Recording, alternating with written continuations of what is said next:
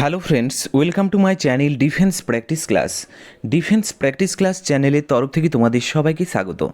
প্রত্যেক দিনের মতো আজকেও চলে এসেছি আরেকটি নতুন ক্লাস নিয়ে, এবং আজকের এই ক্লাসে আমরা আলোচনা করব ওয়েস্ট বেঙ্গল স্কুল সার্ভিস কমিশনের গ্রুপ সি এবং গ্রুপ ডির জন্য ক্লাস নাম্বার হচ্ছে 30 নম্বর ক্লাস নিয়ে আজকের এই ভিডিওতে আলোচনা করব। অলরেডি আমাদের 1 থেকে 29 নম্বর ক্লাস হয়ে গিয়েছে, এবং সাথে সাথে আমরা এক্সট্রা প্রচুর ক্লাস করিয়েছি। যারা না দেখেছো অবশ্যই দেখে নেবে, আমি ডিসক্রিপশনে প্লেলিস্টের লিঙ্ক দিয়ে দেবো। এবং আজকের এই ভিডিওতে আমরা আলোচনা করব গুরুত্বপূর্ণ প্রশ্ন উত্তর, যে প্রশ্নগুলো তোমাদের পরীক্ষার জন্য খুবই গুরুত্বপূর্ণ। তো ভিডিওটি তোমরা প্রথম থেকে শেষ পর্যন্ত দেখো, এবং লাস্টে তোমাদের স্কোর নিচে কমেন্ট বক্সে কমেন্ট করে জানাবে। তো আজকের ভিডিওর ফার্স্ট প্রশ্ন কি বলেছে দেখো, ভারতের জাতীয় মিষ্টির নাম কি? 4টি অপশান রয়েছে, সঠিক উত্তর নিচে কমেন্ট বক্সে কমেন্ট করে জানাও। সঠিক উত্তর হয়ে যাবে অপশান ডি, জিলাপি হলো ভারতের জাতীয় মিষ্টির নাম। অপশান ডি সঠিক উত্তর। জিলাপি মূলত পশ্চিম এশিয়ার খাবার, যা মুঘল আমলে ভারতের জনপ্রিয় খাবার ছিল। অপশান ডি সঠিক উত্তর। নেক্সট 2 নম্বর প্রশ্ন, পৃথিবীতে প্রথম উৎপাদিত ফসল কোনটি? এখানে সঠিক উত্তরটি হয়ে যাবে option A is the correct answer, আলু। মনে রাখবে, ইতিহাস অনুযায়ী মানুষ প্রথম কি চাষ করত? আলু চাষ করত। Option A is the correct answer. Next 3 নম্বর প্রশ্ন, ভারতের কোন নদীতে হীরা বা ডায়মন্ড পাওয়া যায়? এই প্রশ্নের সঠিক উত্তরটি হয়ে যাবে হীরা বা ডায়মন্ড পাওয়া যায় কৃষ্ণা নদীতে। সঠিক উত্তর হয়ে যাবে অপশান সি। এবং মনে রাখবে, ঐতিহাসিক গোলকুন্ডা খনি অঞ্চল এই কৃষ্ণা নদী অববাহিকাতে অবস্থিত। এবং বিখ্যাত যে কোহিনূর হীরার কথা যদি বলা হয়, এটা এখান থেকেই পাওয়া গিয়েছিল। নেক্সট প্রশ্ন হলো 4 নম্বর প্রশ্ন, বাবর কোন বংশের শাসক ছিলেন? সঠিক উত্তরটি হয়ে যাবে বাবর ছিলেন মুঘল বংশের শাসক। Option A is the correct answer. 1526 সালে পানিপথের প্রথম যুদ্ধে ইব্রাহিম লোদিকে পরাজিত করে বাবর ভারতে মুঘল সাম্রাজ্য প্রতিষ্ঠা করেন। নেক্সট হলো 5 নম্বর প্রশ্ন, চিতোরগড় কেল্লা কোথায় অবস্থিত? সঠিক উত্তরটি হয়ে যাবে option B is the correct answer, Rajasthan. এটি মেয়রের সিসোদিয়া রাজপুত রাজবংশের রাজধানী ছিল, এবং এটি ইউনেস্কোর ওয়ার্ল্ড হেরিটেজ সাইটের অন্তর্ভুক্ত। নেক্সট হচ্ছে 6 নম্বর প্রশ্ন, চাঁদে যাওয়া প্রথম প্রাণী কোনটি? 4টি অপশানের মধ্যে সঠিক উত্তর হয়ে যাবে কুকুর। অপশান বি সঠিক উত্তর। তো মনে রাখবে, 1957 সালে স্পুটনিক 2 মহাকাশযানে লাইকা নামক কুকুরটি প্রথম মহাকাশে পাড়ি দেওয়া হয়েছিল বা পাঠানো হয়েছিল। পরবর্তী প্রশ্নে যাওয়ার আগে আমি তোমাদেরকে ছোট্ট একটি বিজ্ঞপ্তি দিয়ে দিই। ওয়েস্ট বেঙ্গল গ্রুপ সি এবং গ্রুপ ডির জন্য আমরা একটি প্র্যাকটিস ব্যাচ কোর্স লঞ্চ করেছি, যেটার কোর্স ফি আগে 299 টাকা ছিল, সেটা আমরা কম করে তোমাদের পরীক্ষা মাথায় রেখে আমরা 199 টাকা করে দিয়েছি। খুব কম প্রাইসের মধ্যে তোমরা পেয়ে যাচ্ছ। ওকে, ভ্যালিডিটি খুব সামান্য দিন রয়েছে। 100টি গুরুত্বপূর্ণ সেখানে প্র্যাকটিস সেট পেয়ে যাবে। নতুন সিলেবাসের উপর ভিত্তি করে এই প্রশ্নগুলো নিয়ে আসা। এখানে সুবিধা কি পেয়ে যাবে দেখে নাও। প্রতিটি প্রশ্নের বিস্তারিত ক্লাস অধ্যায়ভিত্তিক পড়ানো হয়। পরীক্ষা এবং মক টেস্টের ব্যবস্থা রয়েছে। পিডিএফ ডাউনলোড এবং প্রিন্ট আউট পেয়ে যাবে। লাস্ট মিনিট সাজেশন পরীক্ষার আগে পেয়ে যাবে, যেগুলো থেকে তোমাদের পরীক্ষাতে প্রশ্ন কমন আসবে।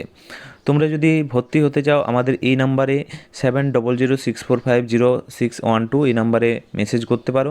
ভর্তি চলছে। নেক্সট হচ্ছে 7 নম্বর প্রশ্ন, হিমোগ্লোবিনে কোন উপাদানটি পাওয়া যায়?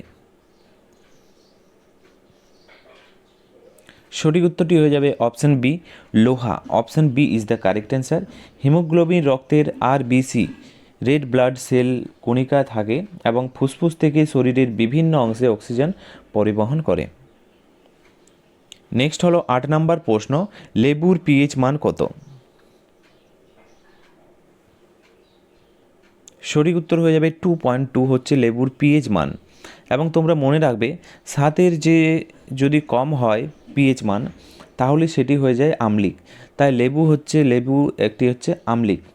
এবং লেবুতে কোন অ্যাসিড পাওয়া যায় যদি বলা হয় সাইট্রিক অ্যাসিড পাওয়া যায়। সাইট্রিক অ্যাসিড লেবুতে পাওয়া যায় এবং এটি অত্যন্ত আম্লিক এবং স্বাদের চেয়ে যদি বেশি হয় পিএইচ মান তাহলে সেটি হয় ক্ষারীয় এবং পিএইচের ফুল ফর্ম হচ্ছে পোটেনশিয়াল অফ হাইড্রোজেন। এই পয়েন্টগুলো মনে রাখলেই যথেষ্ট। নেক্সট 9 নম্বর প্রশ্ন, শিবাজিকে তোপ কারা প্রদান করেছিল?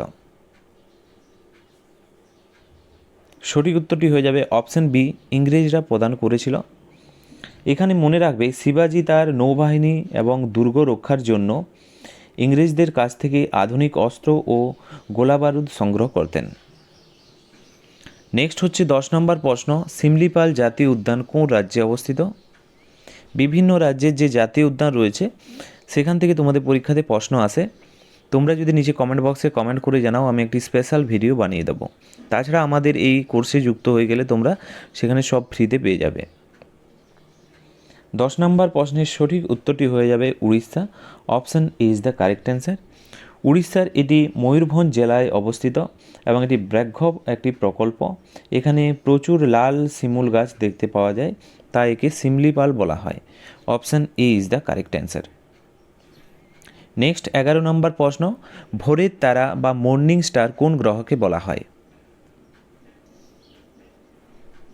সঠিক উত্তরটি হয়ে যাবে অপশান ডি, শুক্র গ্রহকে বলা হয়। শুক্র গ্রহকে সন্ধ্যা তারাও বলা হয়। এটি সৌরজগতের সবচেয়ে উজ্জ্বল এবং উষ্ণতম গ্রহ। Option D is the correct answer. Next হলো 12 নম্বর প্রশ্ন, বিশ্বের সর্বাধিক বৃষ্টিপাত হয় কোন স্থানে? সঠিক উত্তর হয়ে যাবে Mawsynram. Option A is the correct answer. এটি ভারতের মেঘালয় রাজ্যে অবস্থিত। বঙ্গোপসাগরের জলীয় বাষ্প এখানে বাধা পেয়ে প্রচুর বৃষ্টিপাত ঘটায়। নেক্সট 13 নম্বর প্রশ্ন, অন্তরা কোন দেশের সংবাদ সংস্থা? সঠিক উত্তরটি হয়ে যাবে অপশান বি, ইন্দোনেশিয়ার সংবাদ সংস্থা হলো অন্তরা এবং এটি ইন্দোনেশিয়ার জাতীয় সংবাদ সংস্থা। 1937 সালে এটি স্বাধীনতা সংগ্রামের সময় প্রতিষ্ঠিত হয়েছিল। 14 নম্বর প্রশ্ন, ভারতের কোন রাজ্যে সবচেয়ে বেশি রাবার উৎপাদন হয়?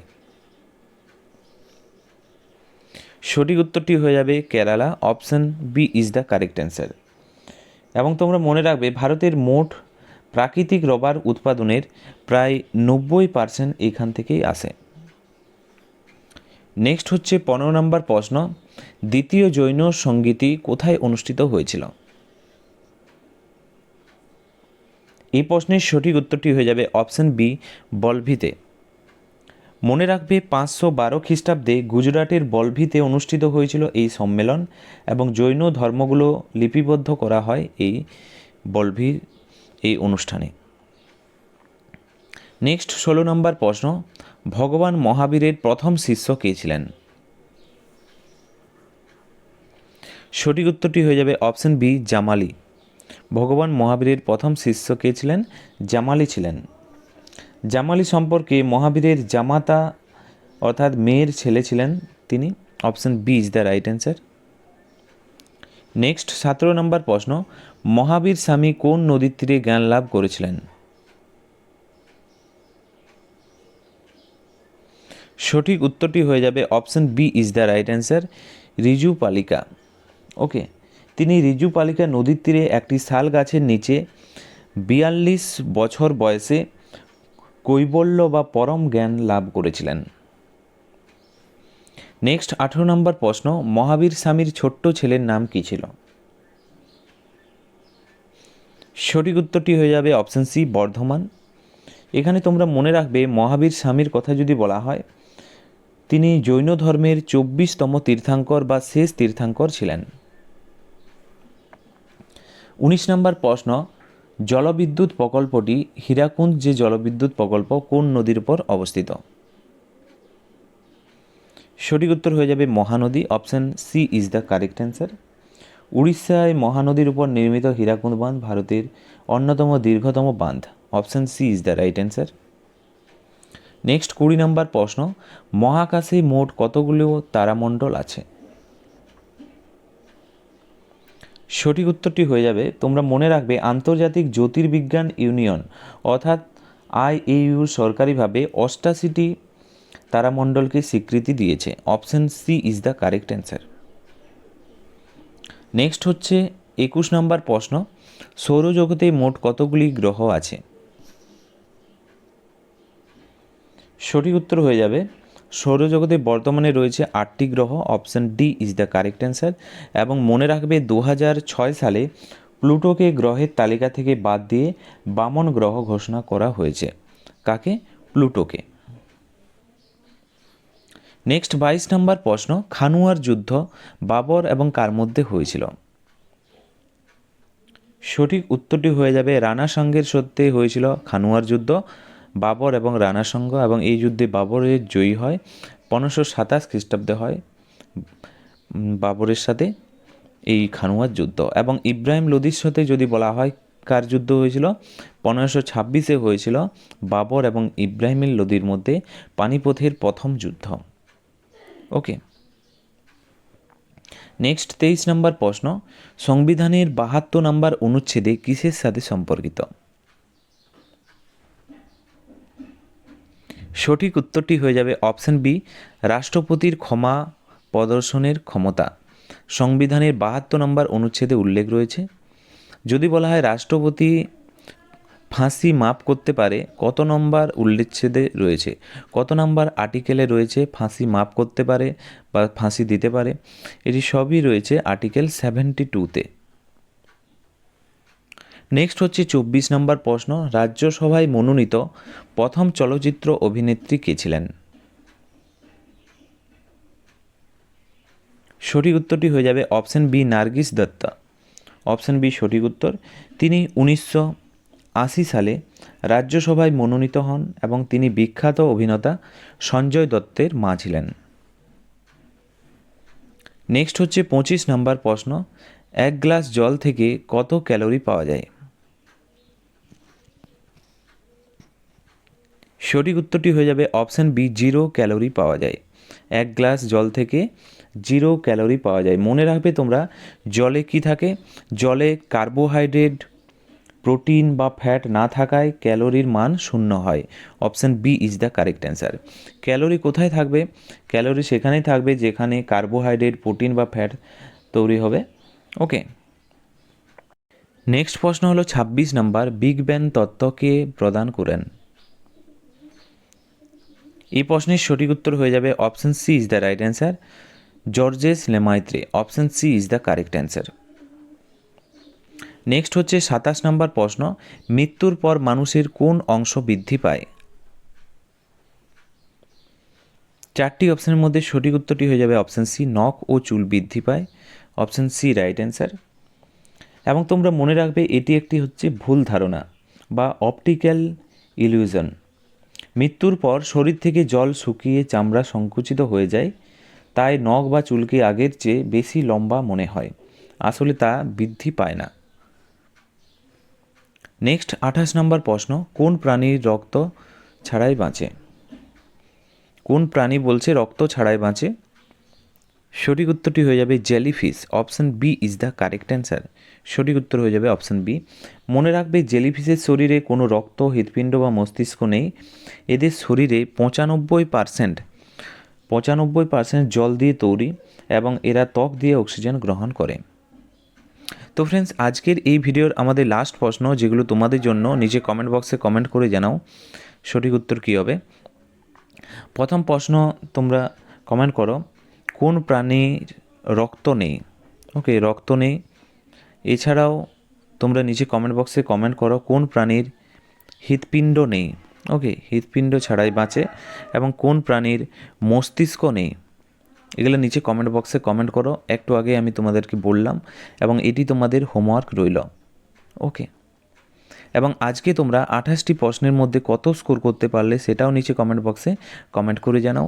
এবং ভিডিওটি যদি ভালো লেগে থাকে অবশ্যই লাইক করো এবং তোমাদের বন্ধুদের সাথে ভিডিওটি শেয়ার করো।